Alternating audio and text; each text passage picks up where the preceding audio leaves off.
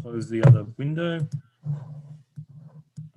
Hey all, welcome to the Humense Q&A room. We'll be getting started shortly as you wander in, and we'll be taking questions via the landing page there for Humense. And please make sure if you loved Scott's demo that you reward him with those virtual dollars, those sweet virtual dollars. Make and then it the rain. real dollars. And the real dollars in real life. We need all the investors. I will get Mayway, if you can keep giving me an update on who's in the room via WhatsApp. Okay, so I would like to just start with give me the 1 minute or the 30-second Humense pitch for anyone that may be joining us a little bit late in the game. Well, Humense is decreasing the distance to dream and belong to your team. So we're very much about sort of democratizing access to the other side of that white line. That white line fever is not just for athletes anymore. The spectators can have it. Instead of the voyeuristic view that we've had in the past from TV or sitting in the stands, we can relish in that adrenaline rush with the athletes flying around us. So we're just as much about the psychology as the technology, and leveraging the devices that we already have, 4G, but more so to the 5G streaming, to enable, billions of people on Earth to be able to enjoy the World Cups different ways, or the tennis matches, boxing bouts, etc. Yeah. So look, I'm not as technical as you may like, Scott. So, but hopefully, there's a lot of people in the audience that are kind of, the same, and they're keen to understand, kind of how it works. And I wanted to kind of quickly flag to the audience that we've done you a bit of an injustice in preventing you from, giving the audience the full, immersive experience because of, limitations to what we have in this demo day. And you're not really getting a taste of the beauty of your technology with the 2D video presentation. So first, just wanted to acknowledge that. Like, if you're really interested in Humense and investing in this business, make sure you're reaching out to Scott and getting a proper demo.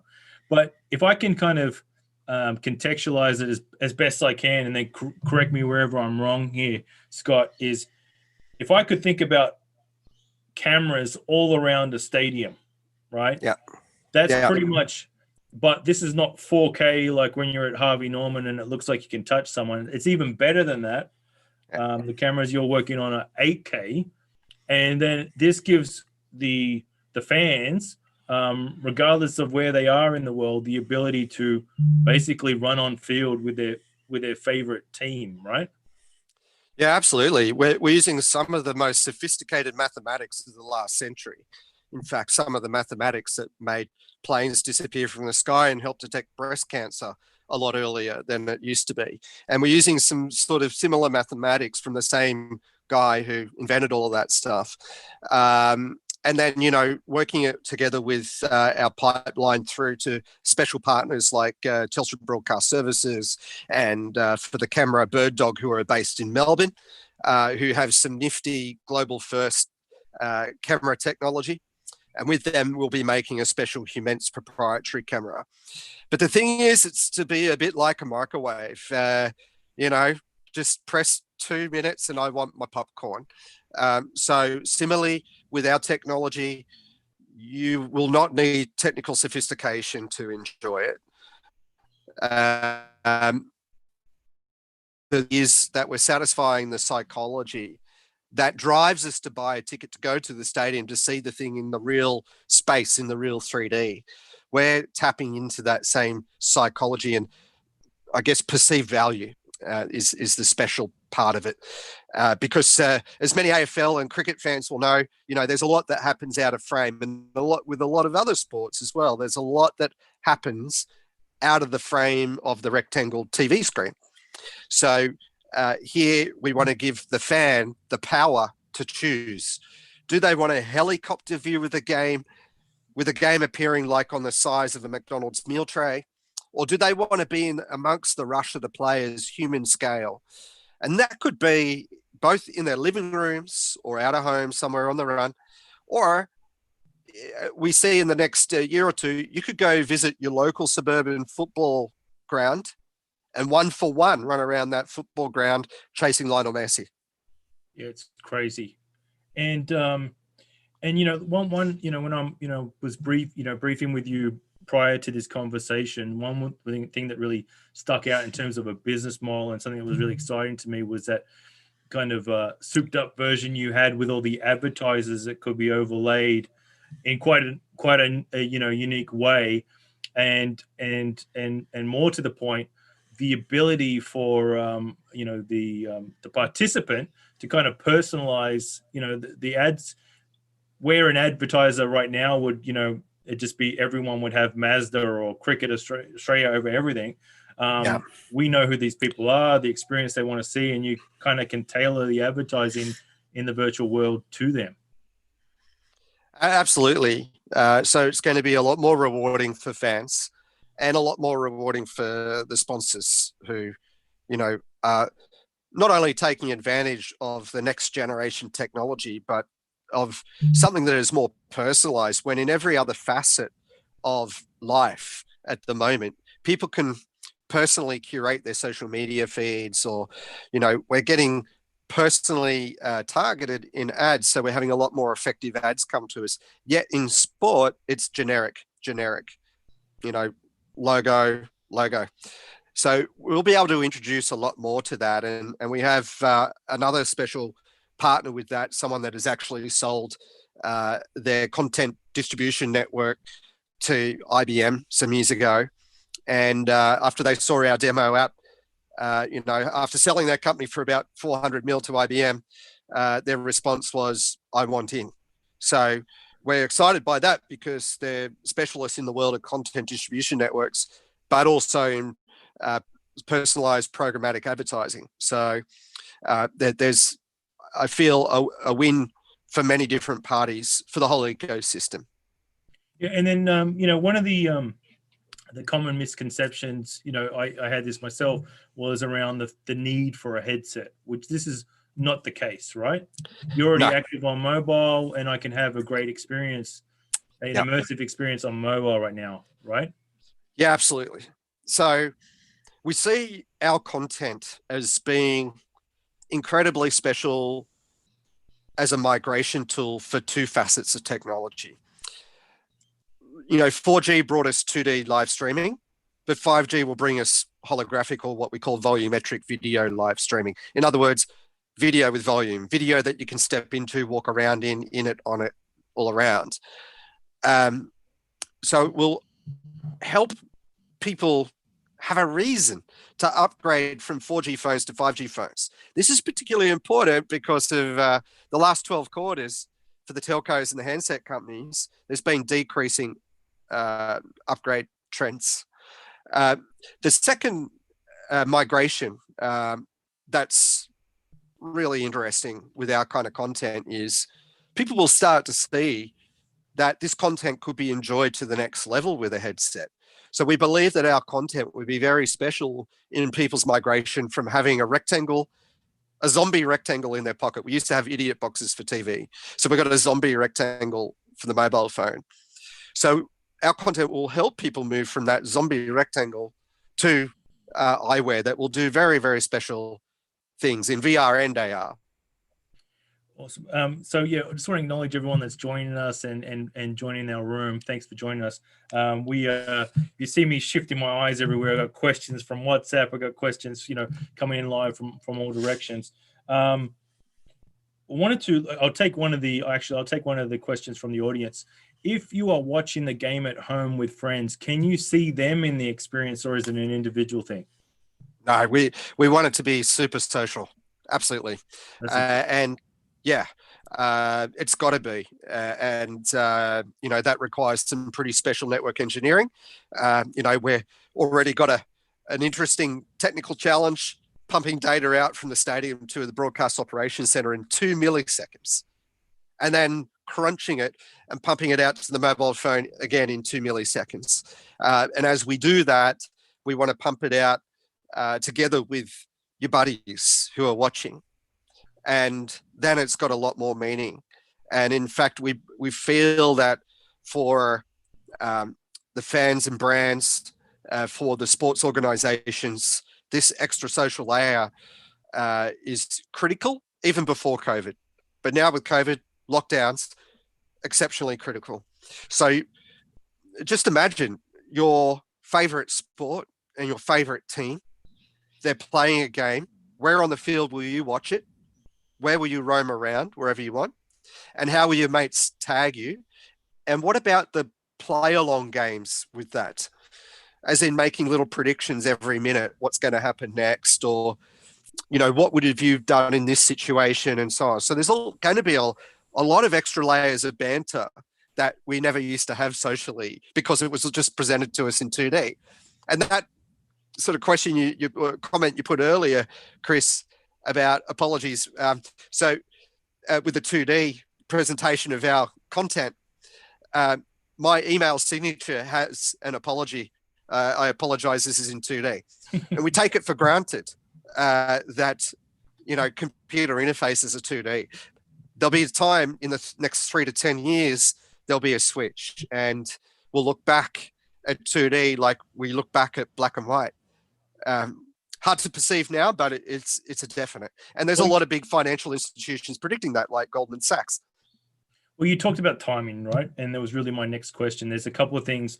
Obviously, COVID. I want to talk about that, but you also mentioned the 2 millisecond thing, right? Which is now the ability from partners that you've got on board, like Telstra, to be able to have the technical capability to actually stream this video now, right? It wasn't. So you've kind of got, all right, the need to have an immersive experience, or the want to have immersive experience of the fan, more so now than ever because of COVID and the inability to get to the stadium, and the technological advancements now lining up perfectly that you could actually stream this experience out. Talk about I guess the beauty of the timing of this right now. It's extremely sad, the situation of the pandemic and the effect it's had on people's lives. And that said, it has forced people to think of why have we been stuck doing it these old ways. So the flip side, the upside of this scenario is, of course, we're looking at much better ways of doing things. And the timing for us is quite special in that how we can help the community, because, at the moment it's a health crisis and we're moving into somewhat of an economic crisis. And usually in an economic crisis, it's the sport that keeps people pepped up, keeps their mental health at a reasonable level. And so if we can give sports and the fans this next level of intimacy, of privilege, of, decreasing the distance to people's dreams and their teams, then, there'll be an upside out of this. The saying is never let a good crisis go to waste. And probably one of the, best things that we can contribute in this crisis is to overcome what I call distance bias. So we hear about a lot of other bias in the community, cultural, gender, etc. But there's a lot of people that don't have access to the game, whether it's they're from rural, regional areas or disabilities, finances. So there's an interesting aspect here as well, how we're questioning the macroeconomics and as well as the mental health impacts out of this, and how Humense can contribute to both. Well, it sounds like the technology is coming one way or another, right? It's this disruption that's going to occur, and it's whether from what I know about the business, right, and is that you have the opportunity to lead here. An Australian company has the opportunity to lead globally. Absolutely. Yeah. Absolutely. The saying goes, I'm not here for a haircut. And there's a category design, blue ocean. And so we're pretty excited. And I guess in amongst the Startup Bootcamp, there's a couple of people that I find pretty special to have alongside for that category design opportunity. And I think it's very special to do here after having lived in California for a couple of years. Hats off to them for what they did in and around Web 3.0. But I think with Web 4.0, we can create a whole different level of human connection. And what better human connection than, recreating humans in their true volume and, some psychological authenticity. And if we can be the category leaders with this Web 4.0 human to human connection, it comes with great responsibility. And of course, I think here in Australia, we have a great grounding in the sort of ethics that are required to make that happen and make this shift quite special. Absolutely. And look, I know that we have a bunch of sports fans on, but we also have a bunch of investors tuning in. So I did want to talk about, some of the business, the business side of things and the, revenue model. And I want to start with some of the partners you have on board, and past investors, which are, super impressive, including Alibaba Group and Telstra now. And so can you talk a little bit about the partners that are on board, the investors, and the opportunities for making money? Yeah, absolutely. So, between 2016 and 2018, we brought in about $500,000 of pre-seed money, we'll call it. And including in that group was the Youku CEOs, VC. Youku is the YouTuber China, which was bought up by Alibaba. So I've had great exposure to that network. And we're pretty excited about how our sort of gamifying of traditional sports, our, I guess, provision of an esports interface to traditional sports will go in the Asian region, not just China. And then, of course, over the last, say, 3 years, we've delivered projects for Optus. I've gone on a esports tour with Telstra to watch the AFL matches over there and hang out with the League of Legends people. And, we've now got the head of international broadcast for League of Legends, who's about to jump on board with us. So that's pretty epic, dare I excuse a pun there for the people that know their games, their game engines. So we've also just quietly been filming some local football. We're restricted in how much we can declare of that, but one of our aims is to help close the gap between participants and existing audience. And if we look at the problem in Australia, there's 2 million participants in the round ball football, yet there's only around about 100,000 audience. But what if we presented the games in a way that makes you feel like you're participating, in that you got the athlete's point of view? Because that's what football is to 2 million Australians. So we could, I believe, comfortably double the audience and more. And with that, like we were suggesting earlier, with the brands that get involved on the pitch, we're not limited to 2D signs. Yes, while the game's going, we can have the 2D signs, but geez, these things can come to life in the dead moments. There's, every 1 to 2 minutes at least in the match, there's a moment to play with, to make fun through a brand interaction.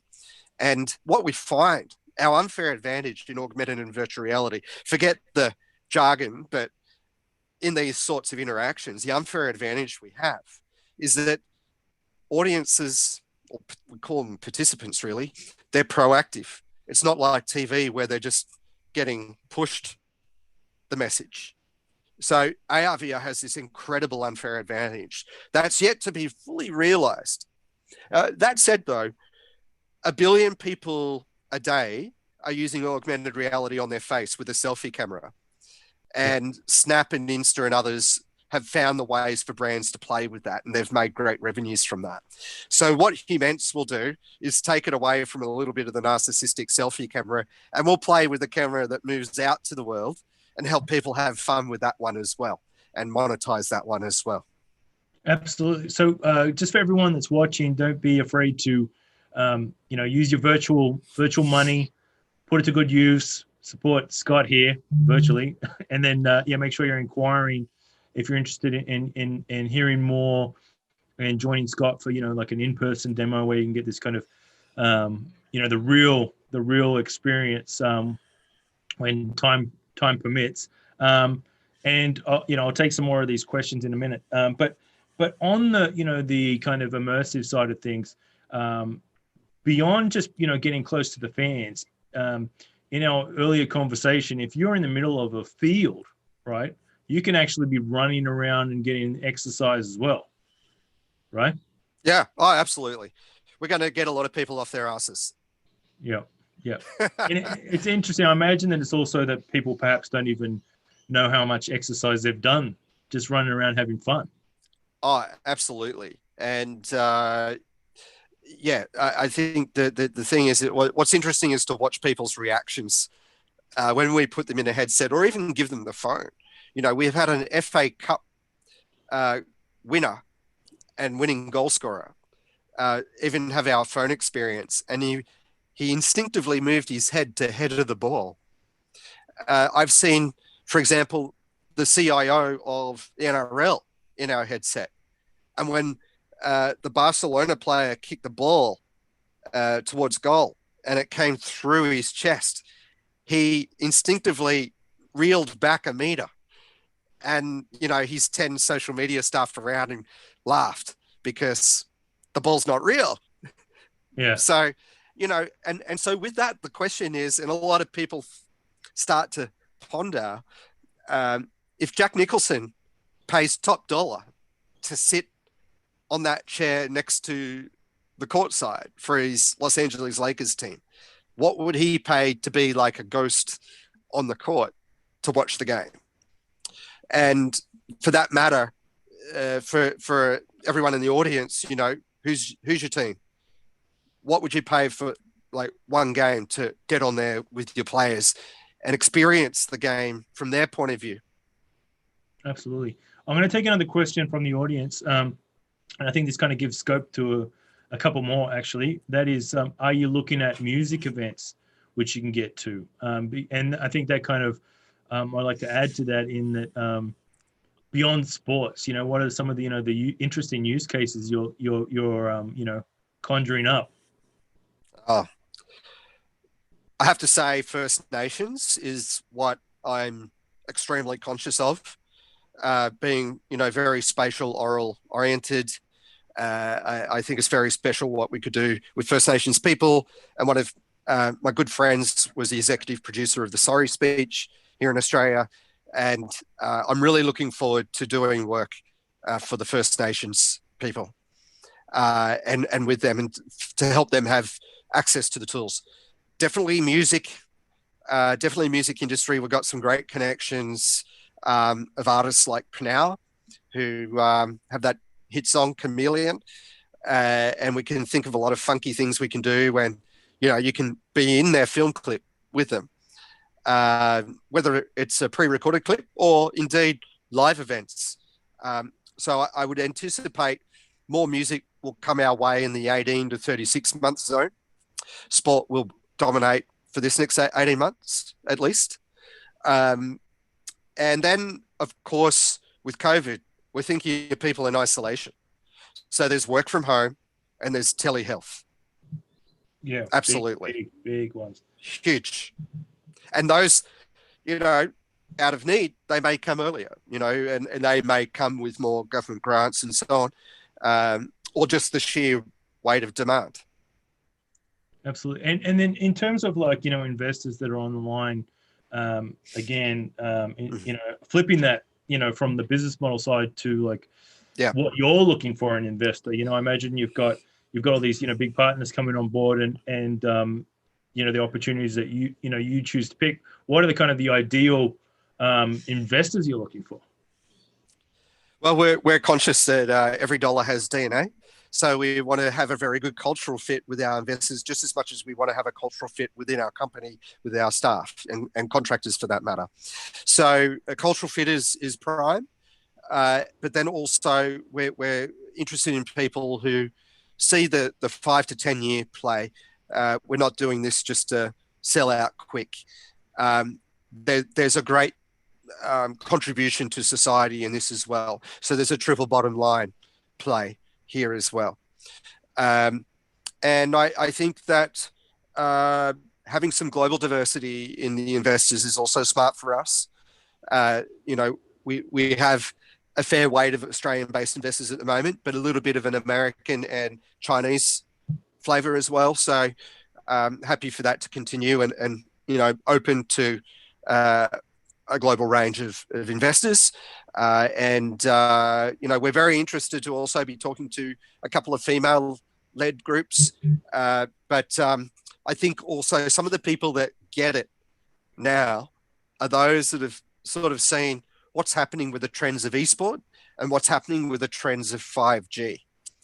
And they're also the people that understand, whilst AR and VR may have had a couple of false starts, it's still got 1 billion people a day using the technology. And it's still got, all the big tech brands prepared that these will be the main interfaces within the decade. Yeah, Simple as that.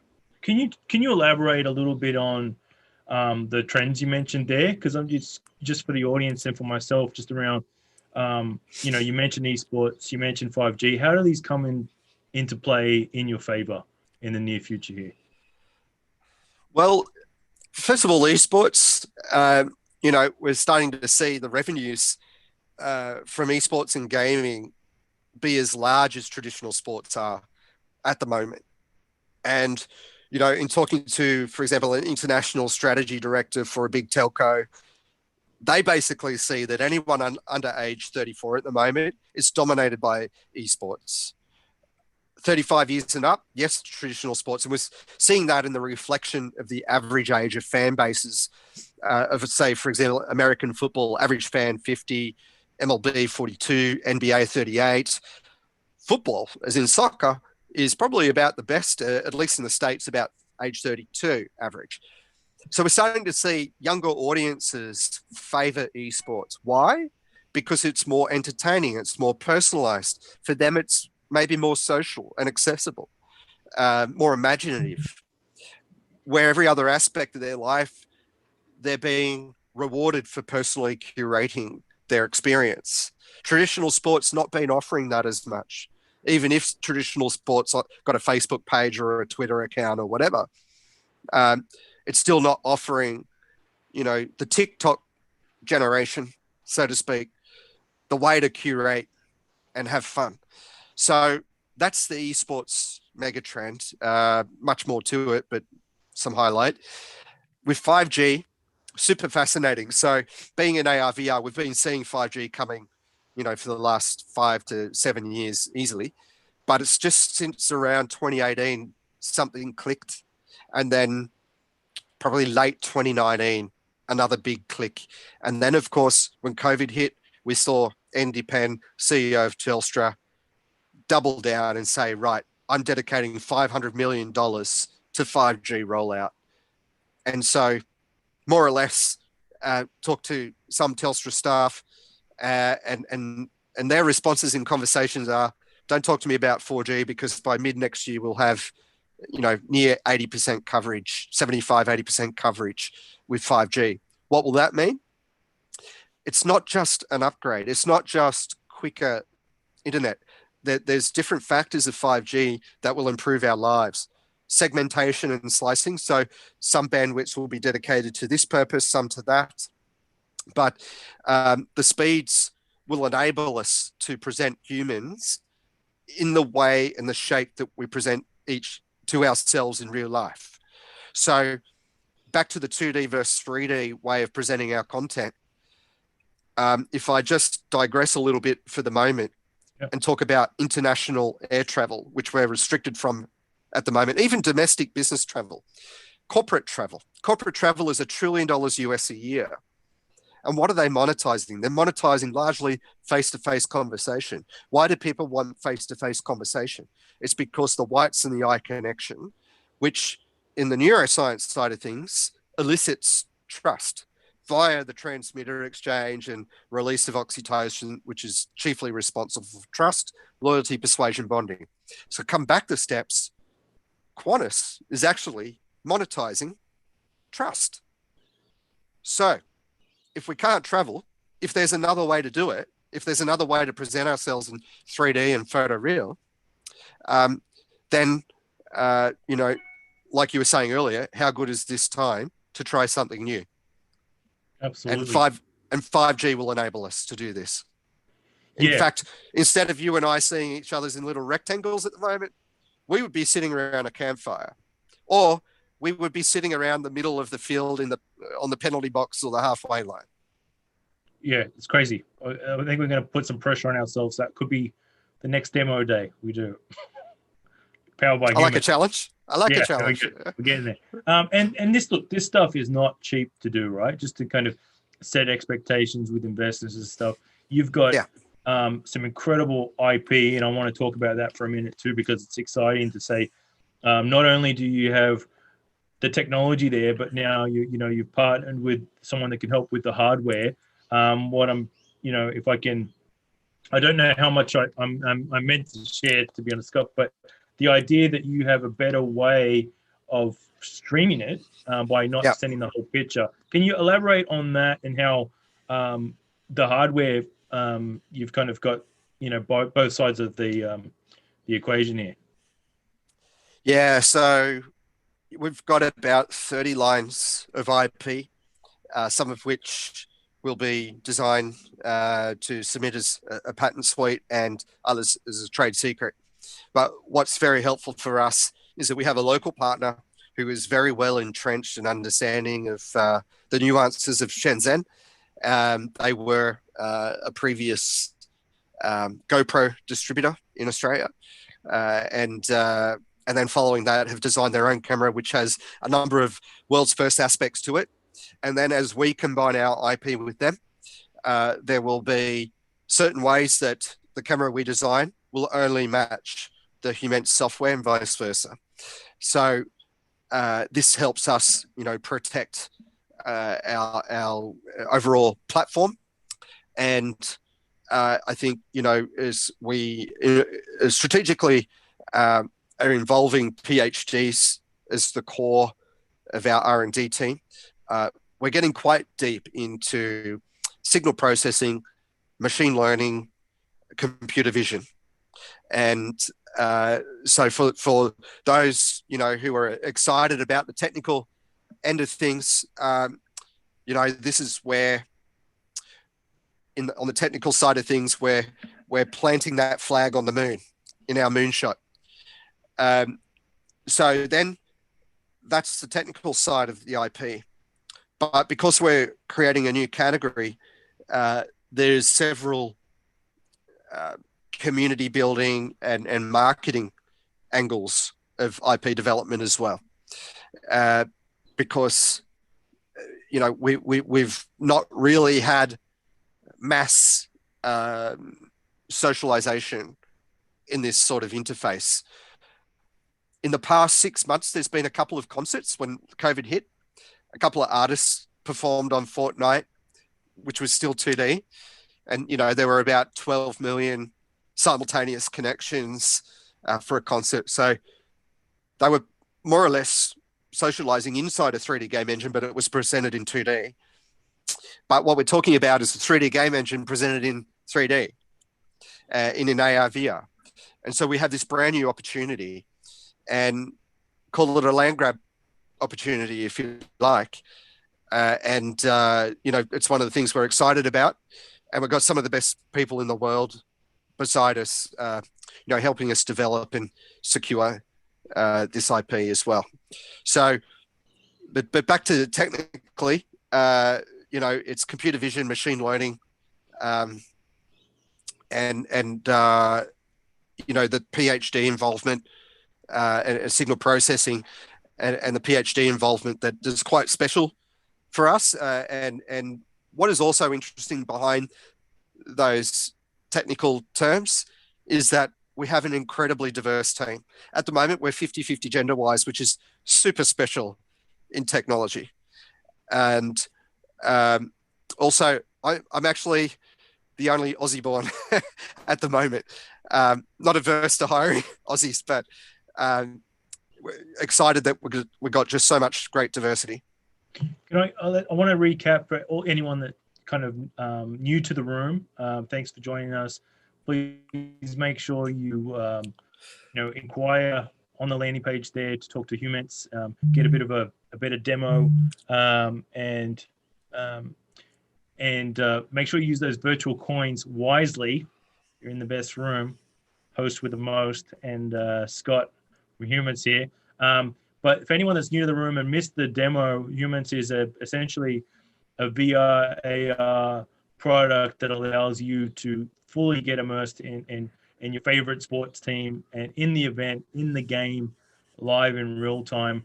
And what you have is a bunch of technology that's permitting you to do that like never before.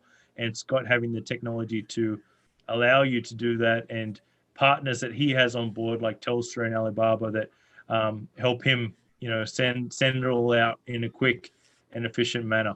So make sure you use those coins. Make sure you're inquiring about Humense and keep asking questions. Love to do that. Can you give the 30-second pitch again for anyone? And with everything that I missed, Scott, I think I'm doing pretty good. Oh, you're doing amazingly. Thanks, Chris. And by the way, for everyone asking what is this word Humense, I made it up because all the other words are taken. And it's a mashup of immensely human. And in as far as how we're approaching the sports industry, we're decreasing the distance to people's dream of being with their team and having a dream to live an experience through the athlete's eyes. So if we consider that being on the field with our heroes is the human experience, well, off the field, it's a little bit alien. And if you ask a professional athlete how they interpret the game from a camera off the field, they'll say that's an alien perspective. So what we're trying to do is humanize the consumption of sport by allowing fans to cross that white line, that special white line they've been kept away from all these years. And we're trying to democratize access across that other side of the white line for the fans and the brands to participate in sport like they've never done before. And we all know how much pressure sports leagues and teams are under at the moment. The traditional revenues are getting harder and harder to secure. In many instances, they're halved, and some teams have had to face folding. So through this sort of technology, this sort of experience, we believe we're going to be able to give teams and leagues a new lease of life to overcome this impact, not just the first instance of the health crisis, but the follow-on economic crisis as well. Yeah, look, and one thing I need to reiterate for those that have joined us midway through too is, we kind of at Startup Bootcamp have to apologize a little bit that we can, we're presenting something that truly needs to be experienced in 2D, right? Like, so we're not doing it justice. Hopefully the video covers a bit of it, but we have to let your imagination, take you the rest of the way. So yeah, be sure to reach out to Scott and make sure that you can get the demo and team and get fully immersed. And then there's a few gags with that. Yeah, there's a few gags with that, Chris. Yeah. One is, we're kind of like, it's kind of like teaching people how to fly by driving a car, or it's like a cooking show where you can't taste the food in presenting our content in 2D. And the other gag is sort of like, imagine a world where people are walking around like cardboard cutouts, or imagine a bride who's had a wedding cake flattened. So we're very much about the world is not flat and people are not flat. and let's go and enjoy the world in these remote holographic formats. And on that note, about 6 weeks ago, we actually replied to the Honourable Angus Taylor's technology roadmap discussion paper to say, this is what you should be thinking about, and not just thinking about, planning, because it's coming. And Goldman Sachs and others are spelling it out. And secondly, very proud to say also, we've partnered with the University of Melbourne and their MBA students, who over the next few months will be taking on a project to look at how the young females of Australia will be able to go on the football field with their heroes when Australia and New Zealand hosts the FIFA World Cup 2023. So very proud to make that partnership with the University of Melbourne. Incredible. For everyone listening, please make sure you go to the page, get, inquire about Scott's details, get those virtual coins in. I'm getting the wrap up. And speaking of coins, Chris. Yeah. Speaking of coins, I haven't brought it up earlier, but if you think of esports and how we're blending esports and traditional sports together, when we play Mario Brothers or Candy Crush or whatever, we're thinking of coins. We're thinking of the little assets that these games bring in, for that matter, Angry Birds and Dumb Ways to Die, a famous Melbourne game. And so, like with Humense, what you've seen today is what we call the vanilla version of the raw game. But let's face it, through Asia, the games with an intense amount of graphic assets are the ones that are raking in the cash. And we have that version as well. So if anybody is interested to have a look at that, hit me up through the Q&A or through the Humense website, and I'll share you a look at that behind the curtains demo video. Fantastic. Thank you everyone for joining us, whether you're online, wherever you are. And thanks to Startup Bootcamp for putting it all on, and the team HQ. Thanks, guys.